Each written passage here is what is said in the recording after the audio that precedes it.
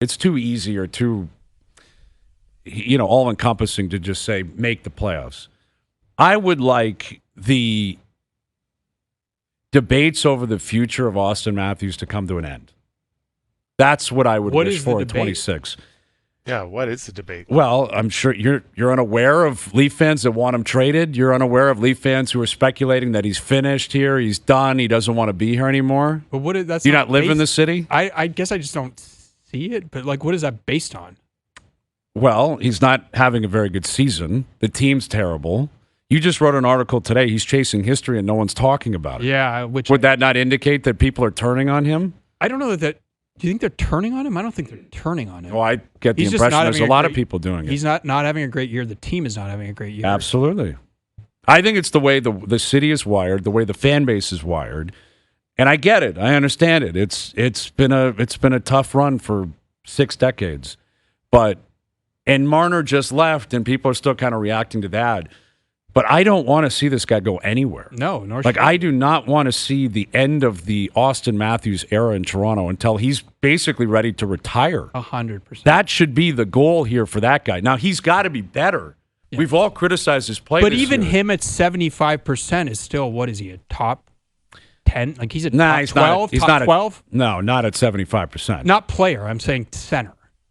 Yes, he'd be high on the list. But do you remember what it was like? Like you do, straight. Like before Matthews, it was like, who's their number one center? It's like him. It's that guy. Yeah, really, a big center that can score, whose talent is really. It's a dangerous game when you start exporting elite players from your lineup into other lineups. Like it's a really scary thing to happen. You think about the last one is it Joe Thornton, the last major one that kind of left in his prime. Yeah, I mean Quinn Hughes playing a different position, but Quinn, and that's for sure, and that's elite D man. Like Marner leaves, he's a top player. Then if you talk about Matthews leaving or getting traded, my God, that's a lot of talent. That's how many points is that? 200 points going out of your lineup. Yeah, you've got a lot of cap space, but cap space doesn't score points like those two guys. We know they do, right? So that's a scary proposition if I'm on the Leafs. Exactly, fan. And I guess the way to answer this is not worrying about how people feel. Get him back to where he's supposed to be. And he's looked like it the last 2 games. Looking better. Now, we've done this a lot in the last year and a half. Yes. Wow, that's really good 2 games from him, and then he goes cold for 10. So true. So it's on him to do it. At 28 years old, I refuse to believe he's just fallen off a cliff, and he's done. Last year was injury-riddled. It wasn't a good year. This year has not been a good year, and the team is struggling. And I think he's having a difficult time trying to figure out exactly what's going on with himself, with the team.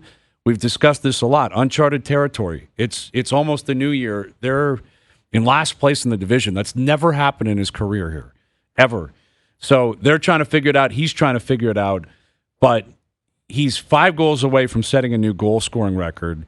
He's, a couple hundred points away from setting the point record, 240 or something like that. I want to see this guy hit 1,000 points, 1,000 games as a Leaf. I'd love the idea of him retiring as a Leaf. Now, he's got to pull his weight for that to be a reality. Because if the team struggles, if the window is closed, quote unquote, if management can't figure this out, if the coaching staff can't figure it out, and if he doesn't start improving his play, then it's inevitable the market is going to turn. Fans are entitled to victories, to winning, to ambition, to the idea that their team's going in the right direction. That's natural. Every fan base in the world is going to say that. We just went through it in Vancouver. There's a lot of Canuck fans that are like, yes, move off Quinn Hughes. This team stinks. They need to bottom out. It's tough. Sundin went through it. There's been other guys that have gone through it here. I just think it's premature to do it with Matthews now. A year or 2 down the road, it could be a very different story. But we're not even 40 games into this season.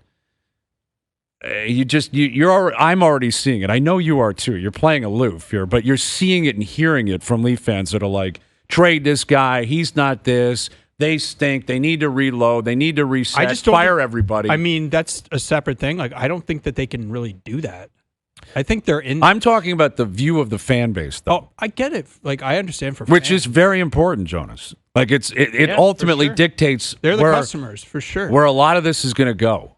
If people turn on you, it's very difficult to get it back on the rails. But do you see, I actually challenge that a little bit. I think that the role of a manager is to safeguard the organization against emotional swings.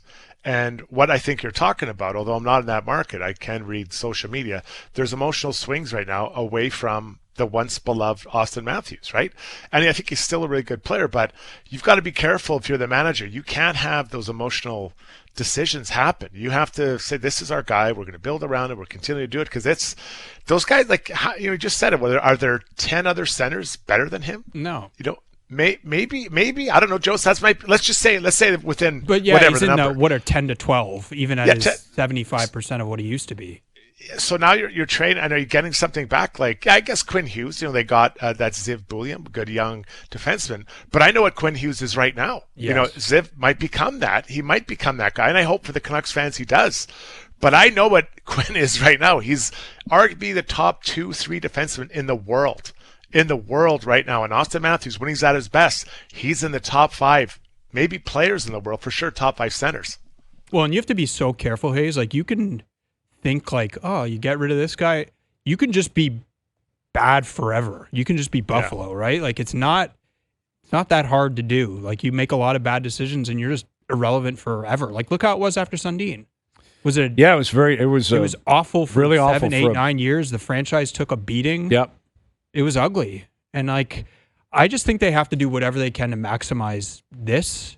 Part of that is him. Part of that is like their power play. That can help. Part of that is who he plays with. Like, he went from Marner to like.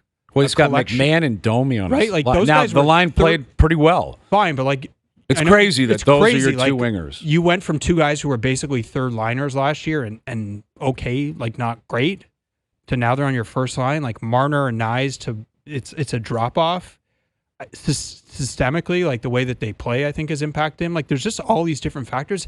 And physically, like he hasn't looked like he used to. Mm-hmm. He's looked better of late, but like you said it, like we've said that so many times. We're like, man, like he looks great, and then it's like it just doesn't last. Like, what percentage do you think is, like, if you had to say, like, he's going to get back to top 10 player in the world?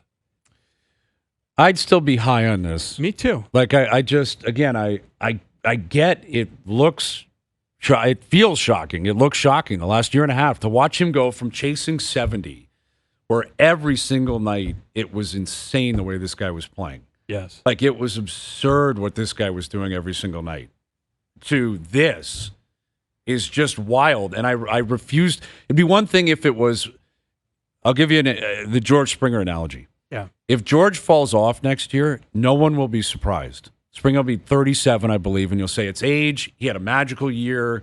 He turned back the clock. Everything worked for him, and now he's coming back to reality. If Matthews was 38, I'd say, guys, you got to be realistic. It's over. He's 28. Yeah. I do not believe that this is just who he's going to be for the next decade of his career, where he falls way down the list of impact. I think there's something going on with the guy. I don't know what it is. No one seems to have that answer. Hopefully he does.